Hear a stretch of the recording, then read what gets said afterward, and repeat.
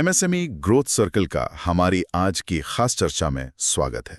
नमस्कार। आज हम मार्केटिंग की दुनिया के उस शोर को काटने की कोशिश करेंगे जिसमें ज्यादातर लोग खो जाते हैं। हमारा विषय है मार्केटिंग करने वालों की 99% भीड़ से बेहतर कैसे बने। बहुत जरूरी विषय है ये। हाँ, और हमारे पास जो स्रोत हैं वो एक ऐसे विशेषज्ञ के विचारों पर आधारित हैं जिन्होंने अपनी मार्केटिंग की समझ से अरबों डॉलर की बिक्री की है। तो आज का मिशन क्या है? आज का मिशन है उन 3 बुनियादी आइडियाज को समझना जो मार्केटिंग के बारे में सोचने का तरीका हमेशा के लिए बदल सकते हैं। और ये चर्चा बहुत जरूरी है क्योंकि ज्यादातर मार्केटर्स का ध्यान गलत चीजों पर होता है। जैसे आज कौन सा नया टूल आया है, फनल को और सुंदर कैसे बनाएं, या विज्ञापन में कौन सा रंग इस्तेमाल करें। सही है। लेकिन असली सफलता की चाबी वो इन सब में नहीं है। वो एक गहरी स्ट्रेटेजिक सोच में छिपी है और आज हम इसी की एक एक परत खोलकर देखेंगे। ठीक है, तो चलिए शुरू करते हैं। पहला जो मुख्य आइडिया है वो सुनने में ही थोड़ा अजीब लगता है। अच्छा।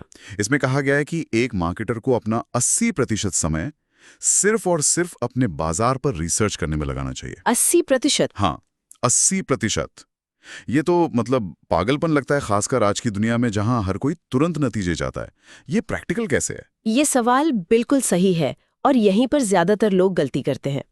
देखिए, मार्केटिंग इस बारे में कम है कि आप अपनी बात कैसे कहते हैं और इस बारे में ज्यादा है कि आप क्या कहते हैं। और आप सही बात तभी कह सकते हैं जब आप अपने ग्राहक को खुद उस ग्राहक से बेहतर जानते हो। मतलब उनके दिमाग के अंदर उतरना। बिल्कुल। आपको उनके फेसबुक ग्रुप्स में शामिल होना होगा, रेडिट पर उनकी बातें पढ़नी होंगी, अमेज़न पर उनके रिव्यू पढ़ने होंगे। असल में आपको एक जासूस बनना होगा। एक जासूस? हाँ, जो उनकी हर सोच, हर डर, हर उम्मीद और हर परेशानी को समझता हो। और पता है, इस मटेरियल में एक बहुत ही चौंकाने वाली बात लिखी है। क्या? ये कहा गया है कि जब आप इस लेवल की रिसर्च कर लेते हैं तो आपके मार्केटिंग मैसेजेस इतने सटीक हो जाते हैं, इतने पर्सनल, कि लोगों को लगता है जैसे आपने उनका जीमेल अकाउंट हैक कर लिया हो। जीमेल अकाउंट हैक कर लिया हो? ये तो बहुत बड़ा दावा है। हाँ, इसका मतलब क्या है? मतलब कोई असल दुनिया का उदाहरण है इसका? बिल्कुल। सोचिए, आप एक नए माता पिता हैं और रात में नींद न आने से परेशान हैं। बहुत आम बात है। हाँ, थके हुए हैं, चिड़चिड़े हैं।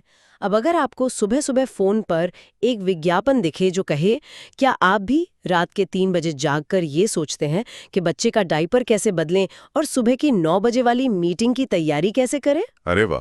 ये संदेश किसी प्रोडक्ट के बारे में नहीं है।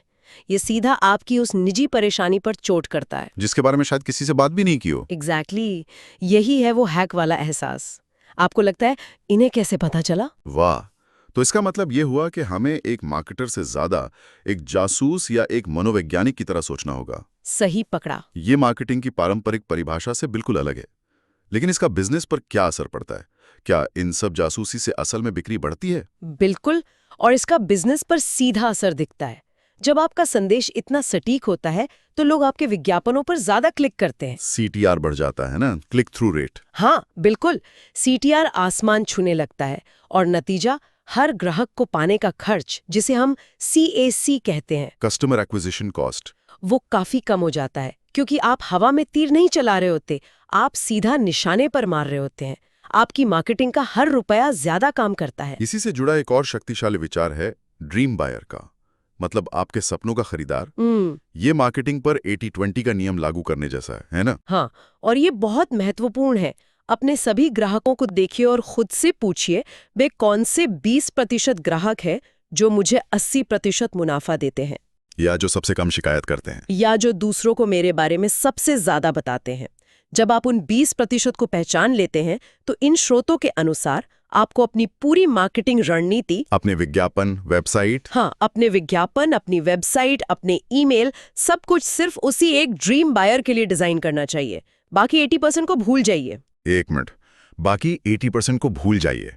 ये तो सुनने में बहुत अजीब है। मतलब बाजार का एक बड़े हिस्से को नजरअंदाज कर दो। हाँ, क्योंकि जब आप एक व्यक्ति से बात करने की कोशिश करते हैं तो आपका संदेश इतना शक्तिशाली और स्पष्ट हो जाता है कि वो हर किसी का ध्यान खींचता है जो उस व्यक्ति जैसा है। अच्छा। लेकिन जब आप सबसे बात करने की कोशिश करते हैं तो आपकी आवाज भीड़ में खो जाती है और कोई भी नहीं सुनता। और एक और कमाल की बात थी, बाजार की भाषा का इस्तेमाल करना। हाँ, मतलब आपके ग्राहक जिन शब्दों का, जिन मुहावरों का इस्तेमाल करते हैं, उन्हें हूबहू बिना किसी बदलाव के अपनी कॉपी में इस्तेमाल करें। अच्छा, मतलब अगर कोई ग्राहक कहता है कि मेरा दिमाग फट रहा है, तो हम भी अपनी हेडलाइन में यही लिखें।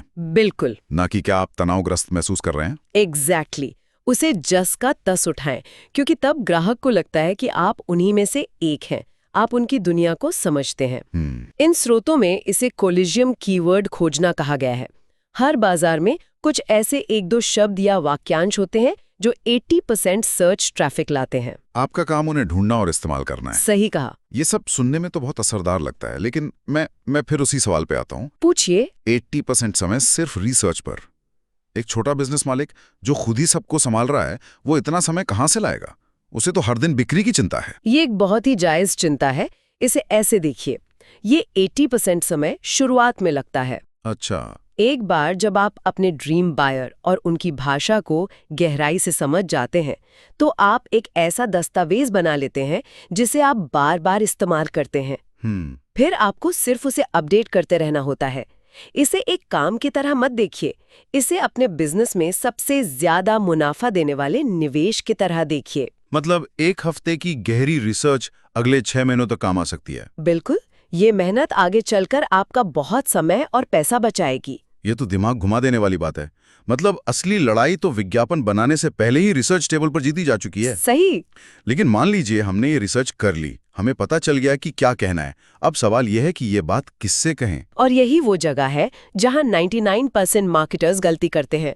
वे सीधे उन लोगों के पास जाते हैं जो अपना बटुआ निकाल कर खड़े हैं, जो खरीदने को तैयार हैं। हाँ, पर समस्या ये है कि ऐसे लोग पूरे बाजार का सिर्फ 3% होते हैं। सिर्फ 3%? हाँ, ये एक लाल सागर या रेड ओशन है जहां हर कोई एक दूसरे से लड़ रहा है, कीमतें कम कर रहा है, खून बहा रहा है।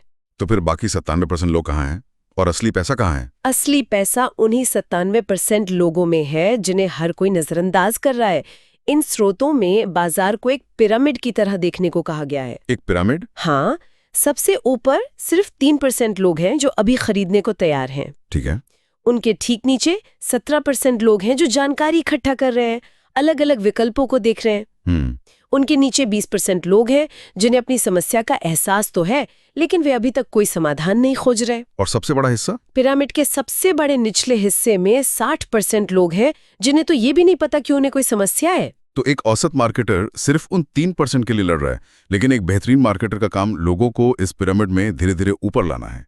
बिल्कुल, उन्हें शिक्षित करना, उन्हें उनकी समस्या का एहसास दिलाना और फिर उन्हें समाधान की ओर ले जाना। ये तो बहुत लंबा काम लगता है। ये लंबा जरूर है, लेकिन यहीं पर बाजार का लीडर बनने का मौका छिपा है। तो ये किया कैसे जाता है? सीधे सीधे बेचने, मतलब मेरा सामान खरीदो की कोशिश करने के बजाय आप मूल्य या वैल्यू के साथ शुरुआत करते हैं, जिसे हाई वैल्यू कंटेंट ऑफर कहा गया है। सही। ये एक मुफ्त रिपोर्ट, एक ई बुक, एक वेबिनार या कोई भी जानकारी पूर्ण सामग्री हो सकती है जो आपके संभावित ग्राहक की किसी बड़ी समस्या का समाधान करती हो, बिना कुछ बेचने की कोशिश किए। हाँ। इसका कोई उदाहरण है क्या? एक बेहतरीन उदाहरण है। ज्यादातर डिजिटल एजेंसियां अपनी वेबसाइट पर कोटेशन पाएं या हमसे बात करें जैसा बटन लगाती हैं। हाँ, ये तो स्टैंडर्ड है। ये एक हार्ड ऑफर है जो सीधे बिक्री की बात करता है और सिर्फ उन 3% लोगों को आकर्षित करता है। लेकिन एक एजेंसी ने इसकी जगह एक अलग ऑफर दिया। गूगल पर नंबर 1 रैंकिंग पाने के 7 तरीकों के बारे में हमारी मुफ्त रिपोर्ट डाउनलोड करें। अच्छा। जानते नतीजा क्या हुआ? उनके लीड्स 300% से 500% तक बढ़ गए। वाह! सिर्फ ऑफर बदलने से। हाँ, क्योंकि ये कम डरावना लगता है। ये आपको उन 97% लोगों तक पहुंचने का दरवाजा खोल देता है जो अभी कोटेशन के लिए तैयार नहीं है, लेकिन जानकारी जरूर चाहते हैं। आप उनकी मदद करके एक रिश्ता बना रहे हैं। एग्जैक्टली। जब वे खरीदने के लिए तैयार होंगे तो वे किसके पास जाएंगे? उसी के पास जिसने उनकी मदद की थी। लेकिन 60% लोगों को शिक्षित करना जिन्हें ये भी नहीं पता कि उन्हें कोई समस्या है, ये तो बहुत लंबा और महंगा खेल लगता है। क्या एक एमएसएमई सच में ये कर सकता है? ये एक शानदार सवाल है। इसे समझने के लिए 3 महासागरों का कॉन्सेप्ट बहुत मदद करता है। 3 महासागर? हाँ, पहला है लाल महासागर, जिसकी हमने बात की, जहाँ 3% लोग हैं और सब लड़ रहे हैं। ठीक है। फिर आता है नारंगी महासागर, यहाँ वो 17% और 20% वाले लोग हैं। वे जानते हैं कि उन्हें समस्या है और वे सबूत चाहते हैं कि आपका समाधान काम करता है। यहाँ प्रतियोगिता थोड़ी कम है। सही। और आखिर में है नीला महासागर, ब्लू ओशन। यहाँ वो 60% लोग हैं। यहाँ कोई प्रतियोगिता नहीं है। कोई प्रतियोगिता नहीं? नहीं। यहाँ आप बाजार बना रहे हैं, सिर्फ उसमें हिस्सा नहीं ले रहे हैं। तो नीले महासागर में काम कैसे किया जाता है? यहाँ बेचने के लिए ज्यादा कौशल लगता है। आपको कहानी सुनानी पड़ती है, लोगों को शिक्षित करना पड़ता है। आपको उन्हें ये समझाना होता है कि उन्हें एक समस्या है जिसके बारे में उन्होंने सोचा भी नहीं था। हाँ, इसमें समय लगता है, लेकिन लंबे समय की सफलता इसी में है। बिल्कुल। आप कीमत पर नहीं बल्कि मूल्य पर प्रतिस्पर्धा करते हैं। आप बाजार के लीडर बन जाते हैं, सिर्फ एक और खिलाड़ी नहीं। छोटे बिजनेस के लिए ये अपनी एक अलग पहचान बनाने का सबसे अच्छा तरीका है। सही कहा। ठीक है, अब तस्वीर साफ हो रही है। तो हमने जान लिया कि रिसर्च करके क्या कहना है और 97% वाली रणनीति से ये भी समझ लिया कि किससे कहना है। लेकिन अब आता है सबसे बड़ा चैलेंज, ध्यान खींचना। हाँ, इंटरनेट की इस शोर शराबे वाली दुनिया में कोई हमारी बात सुनेगा ही क्यों? यहाँ एक बहुत जरूरी बात कही गई है। आपकी प्रतियोगिता दूसरे बिजनेस से नहीं बल्कि मजेदार वीडियो, वायरल मीम्स और उन सभी चीजों से है जो लोगों का ध्यान खींचती हैं। बिल्कुल। और यहीं पे एक सुनहरा नियम आता है, कन्वर्जन से पहले कंजम्पशन आता है। मतलब लोग खरीदने का फैसला तभी लेंगे जब वे आपका संदेश देखेंगे, पढ़ेंगे और उसे समझेंगे। अगर वे आपके विज्ञापन को 1 सेकंड में स्क्रॉल करके आगे बढ़ गए तो आपकी बेहतरीन रिसर्च और शानदार रणनीति किसी काम की नहीं। आपका पहला काम बेचना नहीं है, आपका पहला काम लोगों को रोकना है। तो सवाल ये है कि ध्यान कैसे खींचा जाए, स्क्रॉलिंग को कैसे रोका जाए? इसका जवाब हमारे दिमाग के काम करने के तरीके में छिपा है। हमारा दिमाग एक पैटर्न पहचानने वाली मशीन है। हम दिन भर एक जैसे पैटर्न देखते हैं, एक जैसे विज्ञापन, एक जैसी तस्वीरें, एक जैसे वीडियो। हमारा दिमाग इन्हें नजरअंदाज करना सीख जाता है, ऑटो पायलट मोड पर। हाँ, लेकिन जैसे ही कोई चीज उस पैटर्न को तोड़ती है, जो नई, अलग या अजीब होती है, हमारा दिमाग तुरंत उस पर ध्यान देता है। इसे पैटर्न इंटरप्ट कहते हैं। पैटर्न तोड़ना, ये सुनने में दिलचस्प है। इसके कुछ ठोस तरीके क्या हैं? इसके 3 मुख्य तरीके बताए गए हैं। पहला और सबसे जरूरी, अपने विज्ञापन को विज्ञापन जैसा ना बनाएं। अच्छा। अगर आपका विज्ञापन देखते ही विज्ञापन लगता है तो आप वहीं हार गए। लोग विज्ञापनों से नफरत करते हैं। तो उसे कैसा दिखाएं? उसे ऐसा दिखाएं जैसे वो उस प्लेटफॉर्म का अपना सामान्य कंटेंट हो, कुछ ऐसा जो उनके किसी दोस्त ने पोस्ट किया हो। उसे कच्चा, असली और अनपॉलिश्ड रखें। ठीक है। दूसरा तरीका, एक इंसान की तरह बात करें, किसी समूह से नहीं बल्कि एक व्यक्ति से बात करें। औपचारिक कॉर्पोरेट भाषा छोड़कर वैसी ही भाषा का इस्तेमाल करें जैसी आपके ग्राहक करते हैं, जैसा हमने पहले पॉइंट में बात की थी। बिल्कुल। और तीसरा, जो मुझे सबसे दिलचस्प लगा, अपने प्रतिस्पर्धियों से ठीक उल्टा करें। मतलब जो सब कर रहे हैं वो मत करो। हाँ, उनके सारे विज्ञापन, फनल्स और वीडियो देखें, एक फाइन बनाएं और फिर तय करें कि आप इन सब से बिल्कुल अलग कुछ करेंगे। जो काम मुश्किल या अजीब लगता है वही आपकी ताकत बनता है, क्योंकि 99% लोग उसे करने से डरते हैं। ये सब ध्यान खींचने के लिए बहुत जरूरी है, लेकिन इन स्रोतों के अनुसार सबसे जरूरी हिस्सा है हेडलाइन। हाँ, ये आपके संदेश का वो हिस्सा है जिसे 80% लोग देखते हैं, जबकि बाकी का संदेश सिर्फ 20% लोग पढ़ते हैं। अगर हेडलाइन गलत है तो सब कुछ बेकार है। और मजेदार बात यह है कि अच्छी हेडलाइन लिखने की प्रेरणा एक बहुत ही अनोखी जगह से लेने की सलाह दी गई है। कहाँ से? गॉसिप मैगजीन और चटपटी खबरों वाली वेबसाइटें। क्या गॉसिप मैगजीन से हेडलाइन लिखना सीखें? मैं सच कहूं तो ये सुनने में थोड़ा अजीब लग रहा है। क्या हम अपने बिजनेस को गंभीरता से नहीं ले रहे हैं अगर हम ऐसी जगहों से प्रेरणा ले रहे हैं? ये थोड़ा चीप नहीं लगता? मैं आपकी हिचकिचाहट समझ सकती हूँ, लेकिन यहाँ बात उनकी चटपटी खबरों को कॉपी करने की नहीं है। तो फिर? बल्कि उनकी हेडलाइन लिखने की कला के पीछे की साइकोलॉजी को समझने की है। उन हेडलाइंस को लाखों करोड़ों डॉलर खर्च करके सिर्फ एक काम के लिए डिजाइन किया जाता है, एक नजर में ध्यान खींचना। एग्जैक्टली। वे जिज्ञासा, तात्कालिकता और भावना जगाने में माहिर होते हैं। हमें उनकी तकनीक सीखनी है, उनका कंटेंट नहीं। ठीक है, ये बात समझ में आती है। तो एक असरदार हेडलाइन की तकनीक क्या है? उसमें क्या क्या होना चाहिए? एक जबरदस्त हेडलाइन में 4 बातें होनी चाहिए।